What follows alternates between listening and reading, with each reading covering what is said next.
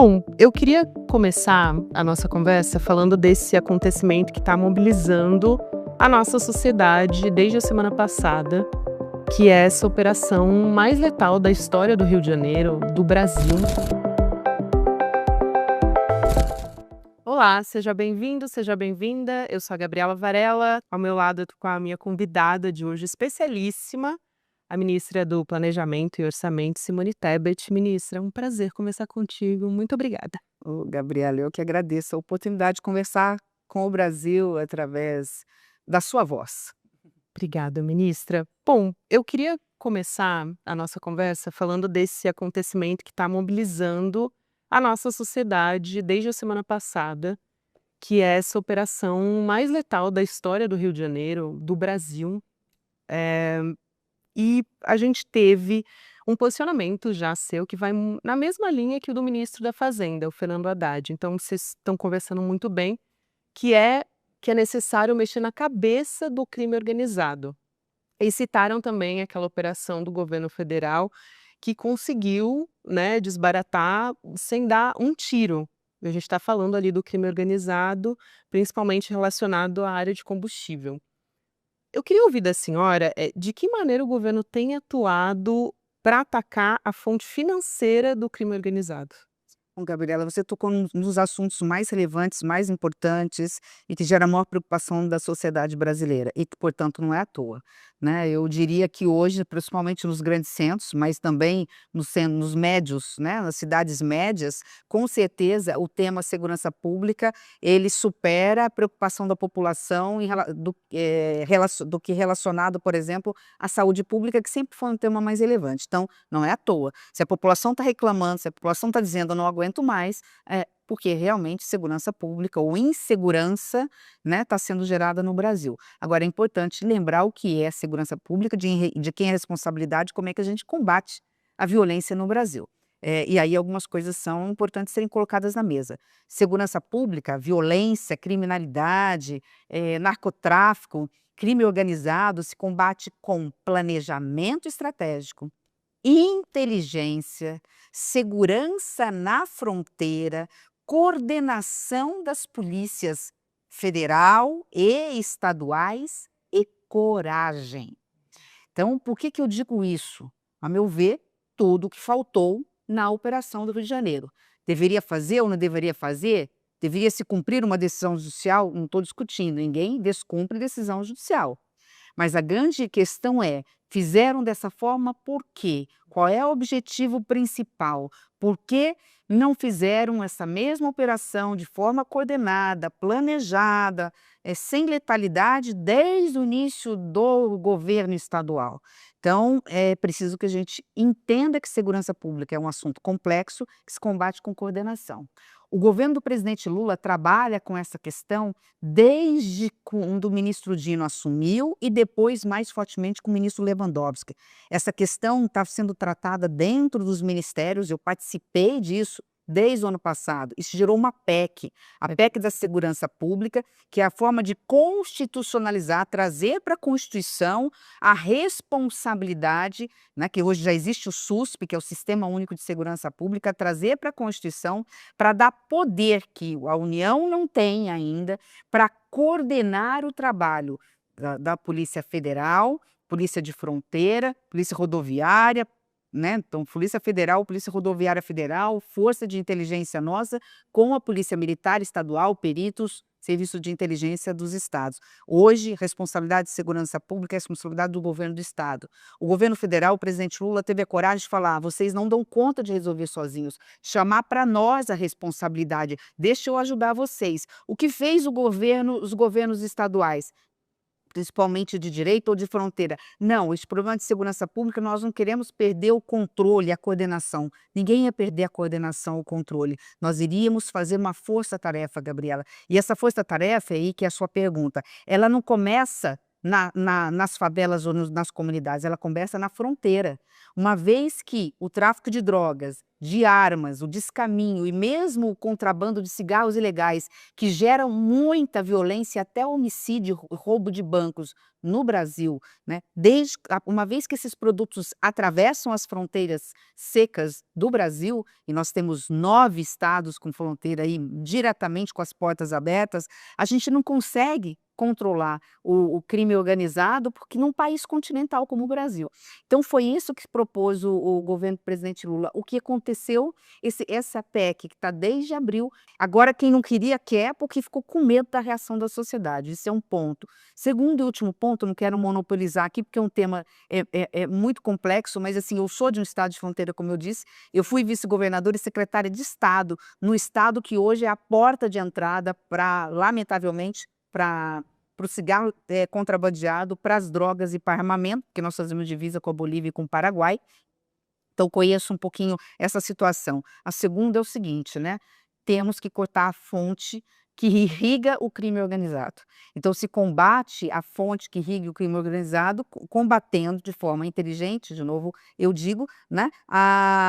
Quem irriga esse crime. Então, nós estamos falando aí da operação que foi bem sucedida, né, dos postos, da Polícia Federal nos postos de gasolina. Nós temos que fechar a fronteira para os cigarros ilegais, para as armas que vêm. Então, é um complexo, é um conjunto de situações e fundamental. E vamos ver agora se o Congresso vai ter coragem, porque existem lobbies do crime organizado dentro do Congresso Nacional.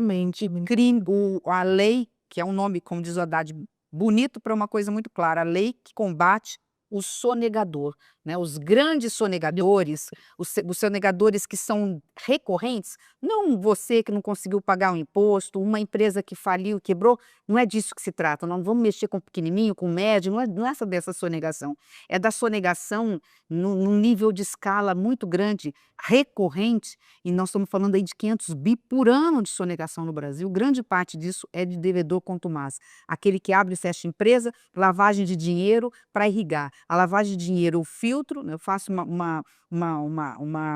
eu tenho uma atividade econômica ilegal, né?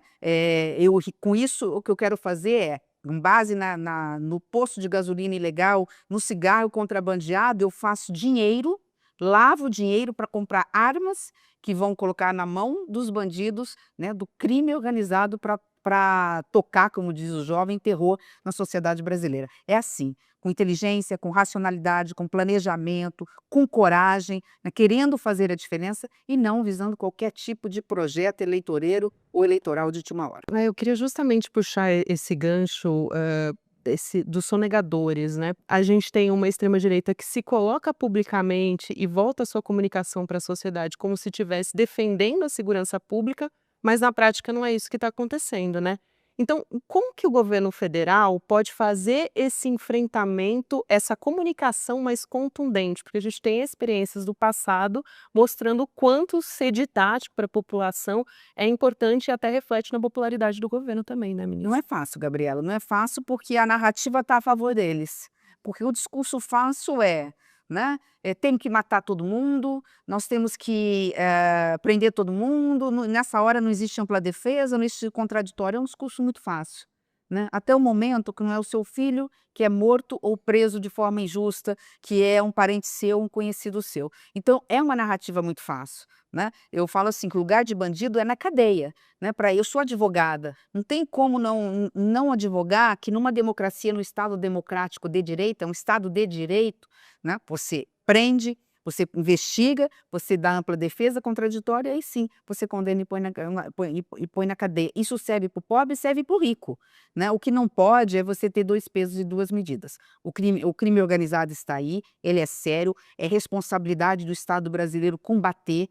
Né? Eu sou a primeira a entender essa necessidade que a sociedade tem de segurança, porque, como eu disse, eu sou de um estado de fronteira, eu sou a favor de operações que combatam o crime organizado, mas ele tem que ser feito da forma correta.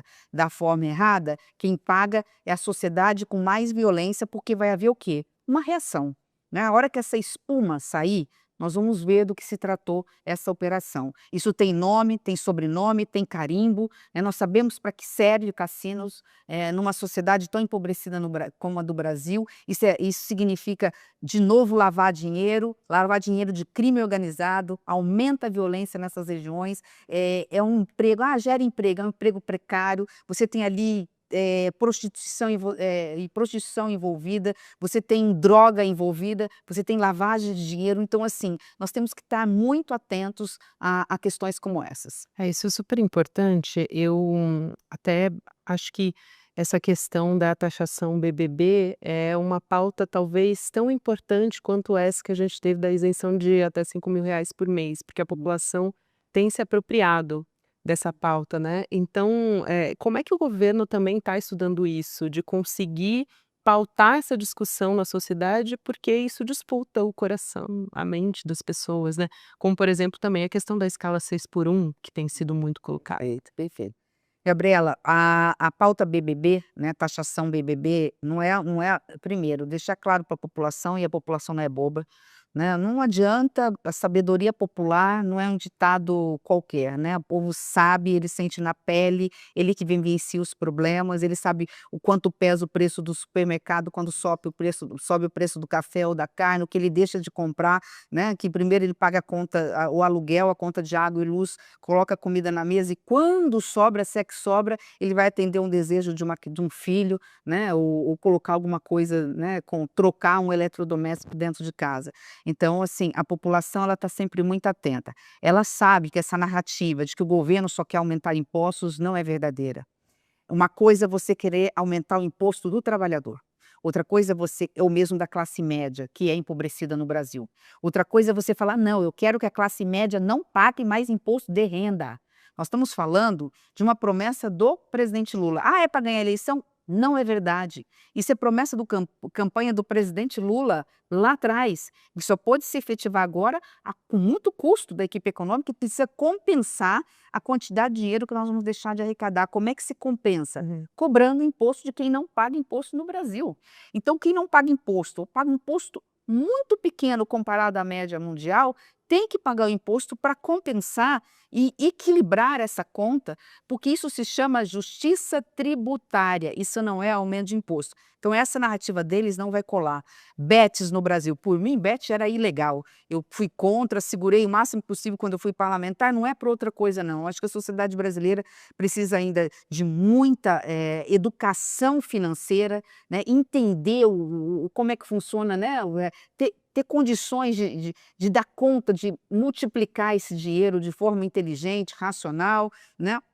E nós não temos isso no Brasil, é uma sociedade aí assediada pelo coloridinho ali da internet, isso está destruindo famílias, isso está gerando um impacto na saúde pública, doença mental, depressão, a gente não pode falar nisso, mas até suicídio. Então, assim, é um tema gravíssimo para a gente cobrar um imposto desse tamanho por uma economia que eu diria, né, para mim ela é ilegal até hoje, mas por uma economia que não gera emprego, não gera renda e o dinheiro não fica aqui, ele não vai para circular para a economia. Né? Esse dinheiro ele vai para paraíso fiscal, ele vai para fora, ele concentra a renda na mão de uma minoria. E eu dou um exemplo, por que nós temos recordes na economia e a economia, por mais que vá ter crescimento, não vai ter o crescimento compatível com o aumento de recurso que está circulando. Vamos lá, nós temos recordes na geração de emprego, recorde na renda, recorde na massa salarial, no rendimento médio do trabalhador. Nós temos crescimento por 4 anos consecutivos do PIB acima de 2%. Isso não acontecia há mais de 30 anos. Então, crescimento significa dinheiro circulando. A gente tem todos os números, maior quantidade de trabalhadores formais, maior número de jovens empregados, maior número de mulheres empregadas e, com isso, maior investimento em políticas públicas do Minha Casa Minha Vida, colocando recursos na farmácia popular, etc. Enfim, né, a gente consegue enxergar que os números estão aí, nós temos a maior média histórica de empregabilidade, nós estamos quase no pleno emprego no Brasil, e a gente não vê esse dinheiro, a gente vê muito desse dinheiro circulando, porque a maioria desse dinheiro circula, mas uma parte significativa não. O que está acontecendo com isso? Nós estamos jogando demais? O brasileiro está colocando esse dinheiro onde? Então, a Bet, a meu ver, tem a ver, inclusive, com o impacto menor no setor varejista no Brasil, consequentemente no setor atacadista, que por sua vez deixa de comprar menos da indústria e da indústria de transformação, que deixa de gerar mais emprego. Então, da mesma forma, os bancos, fintechs, as fintechs que estão servindo hoje, algumas delas, para lavagem de dinheiro, pagam menos tributos, menos impostos que os bancos tradicionais. Então, no mínimo, na pior das hipóteses, nós temos que igualar, né, bancos com fintechs. E os bilionários, porque é justo, né? Porque é justo que nós não podemos ser um dos únicos países do mundo a não cobrar dividendos. Então, o que acontece hoje, sei lá, com um advogado júnior? Vou falar de advogado porque eu sou advogada, né? Ele sai de uma faculdade, ele é considerado, já entra no escritório como sócio, né? Sócio júnior, ele não é sócio coisa nenhuma, ele vai ganhar lá 5.000, 4.000 por mês, e a cada 6 meses a empresa vai lá e dá lá um dividendo, paga um dividendo para ele por N razões, né? Porque assim, com isso, ele foge do imposto aqui e não paga, porque não paga imposto sobre lucros e dividendos. Então, eu acho que essa pauta BBB, ela cola porque ela é justa. E a população, ela não se deixa enganar. Ela fala: por que que eu, trabalhador, ou mesmo servidor público de classe média, paga 27,5% descontado na sua folha todo mês, né? E o bilionário vai pagar, em média, o quê? 9, 11%. E eu falo com muita tranquilidade, assim, eu pago 27,5% como ministra, mas eu sou do agronegócio e pago 11% nos contratos que faço. Então, claro que na média eu ainda tenho um equilíbrio dessa relação. Agora, o trabalhador que é classe média paga 27,5%. Então, assim, reclamar da isenção do imposto de renda, todo mundo elegeu o presidente sabendo que isso era compromisso de campanha. Essa é uma coisa que a gente não pode dizer do presidente Lula, que ele está cometendo o estelionato eleitoral. Ao contrário, a gente reclama muito enquanto eleitor. Político vai e promete na televisão e não cumpre. O presidente pegou todas as pautas que ele prometeu na campanha e está tentando executar. Aquilo que ele não está executando, ou porque o Congresso achou que não deveria, não vou discutir se certo ou errado, ou foi barrado pelo Congresso Nacional, mas as grandes políticas públicas, todas prometidas pelo presidente, estão todas sendo colocadas na mesa e procurando ser efetivadas. E você falou do 6x1 e a gente nem falou do 6x1. Então, aliás, essa questão que a senhora toca me parece fundamental, né? Porque a preocupação é desidratar essa proposta de taxar o andar de cima, senão não compensa justamente essa isenção para esse trabalhador mais pobre, né? Mas a questão da escala 6x1, ela pode entrar na equação desse índice de desemprego, enfim, que é o melhor desse trimestre. Inclusive, nos últimos tempos, a gente tem observado uma melhora, né, uma queda do desemprego, portanto, mas a informalidade está caindo, mas ainda é alta, quase 40%. Qual é o plano do Ministério, até em parceria, claro, com o ministro Fernando Haddad também, mas para olhar para a informalidade e também para a redução de jornada, né, para você não prejudicar o trabalhador mais do que com as últimas reformas que a gente tem observado? Eu acho que tem 2 coisas interessantes aí, né. A gente foi assim, houve uma mudança de mentalidade que a gente não sabe se veio mesmo das igrejas ou mesmo das redes sociais, tentando, duplicar, não é duplicar, né, projetar para o Brasil, abrasileirar aquilo que em alguns lugares do mundo, né, existiram, e a gente tem mania também de trazer não só as coisas boas, mas a gente tenta importar as coisas ruins, e o que é muito complicado, que é essa questão, né, da teoria da prosperidade, relacionado à questão de que eu quero ser dono do meu próprio negócio. Ótimo, se é assim, vamos buscar esse sonho. É responsabilidade do Estado brasileiro dar as condições para o microempreendedor, para o empreendedor individual, para aquele que quer ser pessoa jurídica, PJ, ter condições de, quanto empresa, prestar um serviço, né, dentro da sua atividade, está tudo certo. O problema é quando ele é jogado para essa informalidade, porque ele não tem alternativa, né, e quando ele é jogado dentro dessa informalidade com as iludido de que isso vai gerar para ele, né, uma melhor qualidade de trabalho, ele vai ter o tempo dele, a vida dele, o tempo dele à disposição, e com isso ele vai ganhar mais dinheiro. Então isso tem que ser nós estamos tratando, o Ministério do Trabalho, a equipe econômica, busca alternativas para essa precarização do trabalho, a gente chama muito de uberização do trabalho, qual é a alternativa, principalmente ouvindo essas pessoas. Quando eu fiz o PPA participativo, a gente andou o Brasil inteiro, nós fizemos o plano de médio prazo do Brasil, foi o mais participativo da história, ouvindo toda a sociedade, né, do jovem ao idoso, do trabalhador ao presidente das federações das indústrias, ouvindo todos os setores, né, a gente percebeu muito isso, que há dentro dessa pauta ainda não há um consenso no trabalhador. A gente precisa primeiro desse consenso, nós estamos fazendo esses levantamentos, o ministro do Trabalho pode depois E eu explicar vi muita melhor. fake news a respeito Muita disso. fake news em relação a isso, porque da forma como foi vendida a ideia, para ver de que forma a gente garante, não só agora no presente, mas no futuro, né, a própria previdência dessas pessoas, né, que proteja agora o seguinte, a licença maternidade, que agora foi resolvida pelo Supremo, mas não era, né, ele não tinha direito, é auxílio doença, como é que ele fica se ele ficar adoentado e não puder trabalhar por 1 mês, por 2 meses, de que forma a gente protege o presente dessas pessoas e o futuro dessas pessoas. E na escala 6x1, não quero fugir, muito pelo contrário, eu acho que eu fui uma das primeiras do governo a falar sobre isso num grande programa de televisão, um grande veículo nacional, não sei se eu posso falar aqui, mas enfim, onde eu defendi colocar na mesa com muita seriedade a discussão do fim da jornada 6x1. Por quê? Porque não é humano, porque não é justo, porque a gente sabe que um dia de descanso não dá para fazer as coisas de casa, seja homem ou seja mulher, né. Tem que trocar a lâmpada, tem que lavar a louça, tem que cuidar do filho, tem que faxinar a casa, tem que ir no supermercado. Fazer marmita para si. É desumano. E no passado justificava, a gente não tinha o que fazer. Hoje a gente tem ciência, a gente tem tecnologia, a gente tem inovação, a gente tem IA, inteligência artificial, e ela está substituindo o homem.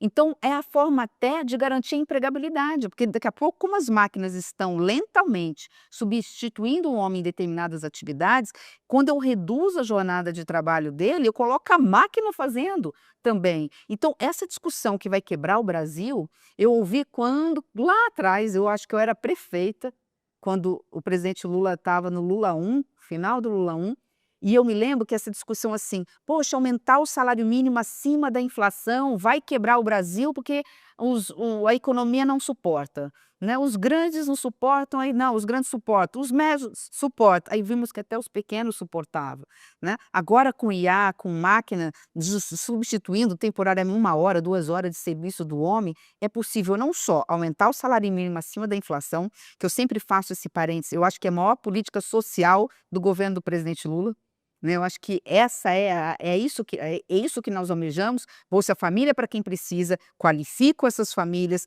elas saem do Bolsa Família, elas vão para o salário mínimo, mas elas têm que ter um salário mínimo ganhando acima da inflação para a gente diminuir o fosso da desigualdade salarial. Então a escala do 6x1 feita de forma organizada, ela é factível, ela é exequível, ela é justa e ela é necessária.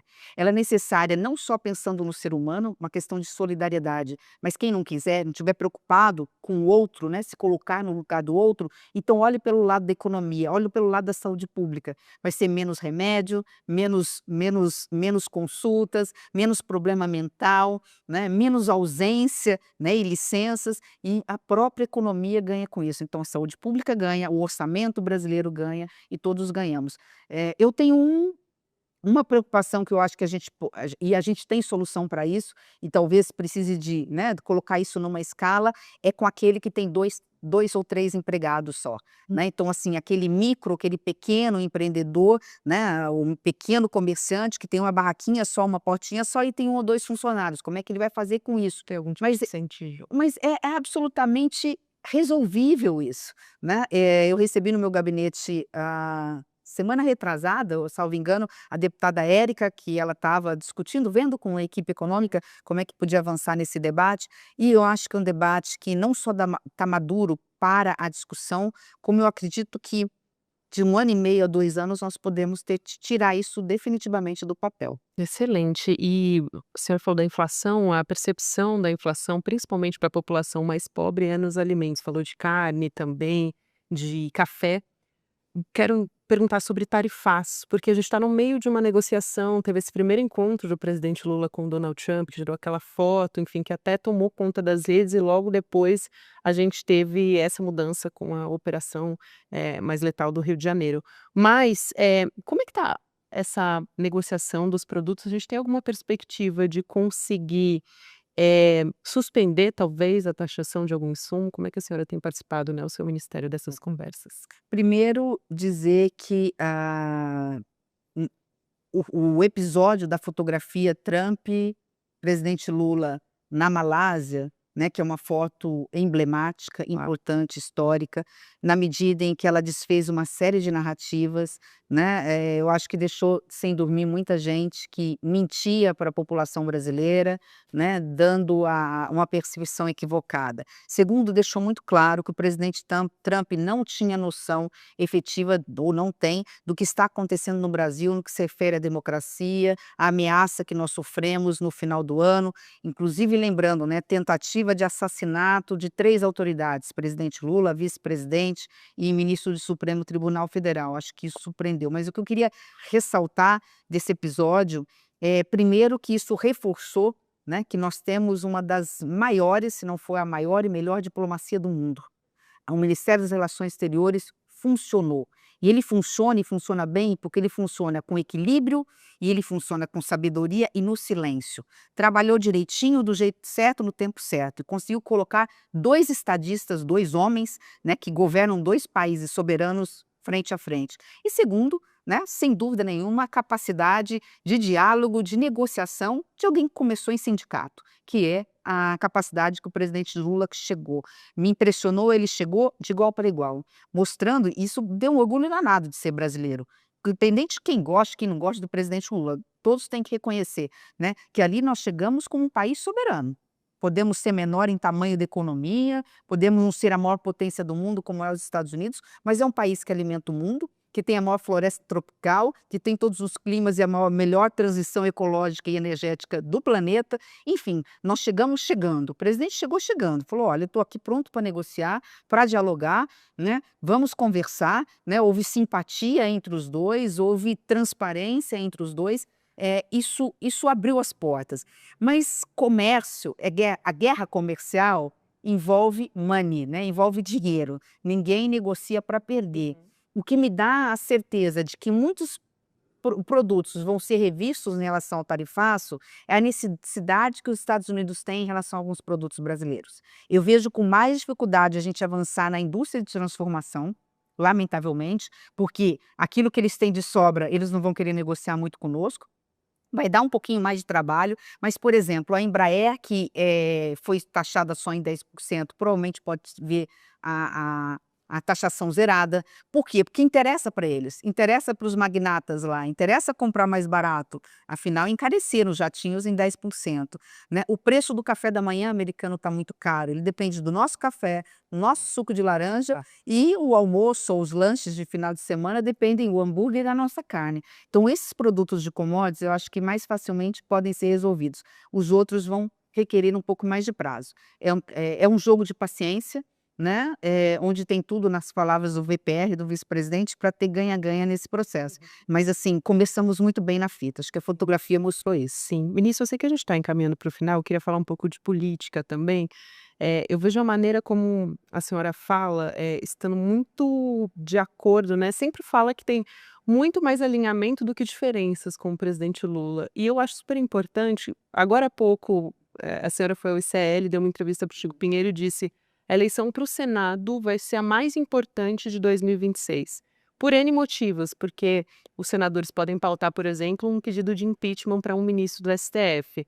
A senhora considera esses valores democráticos que te aproximam do presidente Lula para eventualmente concorrer ao Senado em 2026? E essa é a primeira pergunta. E a segunda é: por São Paulo, a senhora tem sido muito bem avaliada. Por que por São Paulo? A senhora acredita que ter entrado na Frente Ampla, fazer parte desse governo, fez com que uma parte da sua base eleitoral no Mato Grosso do Sul deixasse de te apoiar? Bom, Gabriela, vamos lá. eu defendo a democracia como a base de tudo na política, sempre foi assim. Eu venho de um partido que abriu as portas quando a ditadura veio para todos os líderes de esquerda, numa época em que os partidos foram extintos e só sobraram dois, né, um deles o MDB. E eu só tive um partido até hoje, né, eu tenho minha ficha, eu nem lembro mais de quanto deve estar quase 30 anos no MDB, e venho de uma geração, né, que ensinou valores. Eu não tive a oportunidade de conviver com Tancredo Neves, por exemplo, mas eu tive a oportunidade de conhecer Ulisses Guimarães, Mário Covas, eu tive a oportunidade de conviver dentro da minha casa, através do meu pai, que era um político na sua essência, né, com aqueles grandes líderes que tinham capacidade, apesar das suas diferenças, de sentar na mesma mesa. Então, assim, sentava presidente Lula, na época Lula, sindicalista ou deputado, né, e Mário Covas, ou Lula e José Serra, que têm visões de economia diferentes, embora sociais muito parecidas também. É importante fazer essa deferência a José Serra, né. Eu sou dessa geração em que os diferentes se dialogavam e achavam saída para o Brasil, deixando as suas diferenças de lado. Então, quando eu vim candidata a presidente da República, não foi para ganhar a eleição, eu sabia da dificuldade. Eu vinha contra um modelo de governo, né, altamente regressista em todos os aspectos, na pauta de costumes, na pauta econômica, na pauta social, na pauta de valores, né, era radicalmente contra o governo do ex-presidente Bolsonaro. Então eu já sabia onde eu estava no segundo turno. E eu sempre falo assim, que aquilo que me aproxima do presidente Lula é muito maior do que aquilo que me diferencia, primeiro pela pauta da democracia, que sem essa nós não temos nada, mas na pauta social, na pauta de costumes. A única coisa que me diferencia é a forma, em alguns momentos da economia, né? Mas também eu percebi do governo do Lula uma responsabilidade fiscal muito grande. É preciso também, acho que, tirar esse tabu de falar de revisão de gastos. A gente não precisa fazer revisão de gastos para fazer superávit. A gente precisa fazer revisão de gastos para repriorizar, no país tão empobrecido, onde falta orçamento, colocar recurso onde precisa. Vamos lá, vamos precisar subsidiar um fundo garantidor para micro e pequenos com o fim da escala 6x1. Eu tenho que tirar de políticas públicas que eram eficientes há 30 anos atrás e que não se justificam mais, né, para poder compor aqui. Eu tenho que tributar, cobrar tributo do andar de cima, de quem ainda não tributa, mas isso vai ser insuficiente, e repriorizar gastos. O repriorizar gastos não significa tirar direito de ninguém. Eu não preciso tirar o direito de nenhum trabalhador, de nenhum cidadão, de ninguém que esteja tendo uma política pública eficiente, mas tem sombreamento de políticas públicas, de repente destinada a um determinado setor. E é por isso que eu prego muito por mais mulheres na política, independente do espectro ideológico, ainda que eu não concorde com algumas que preguem algo absolutamente, radicalmente equivocado, porque esse coração de mãe, esse coração de mulher, né, ao lado dos homens na política, fazem a diferença na construção do Brasil que nós queremos. Fundamental, ministra. Muito obrigada. Foi um prazer enorme Prazer é meu. conversar contigo. Obrigada, Gabriela. Obrigada.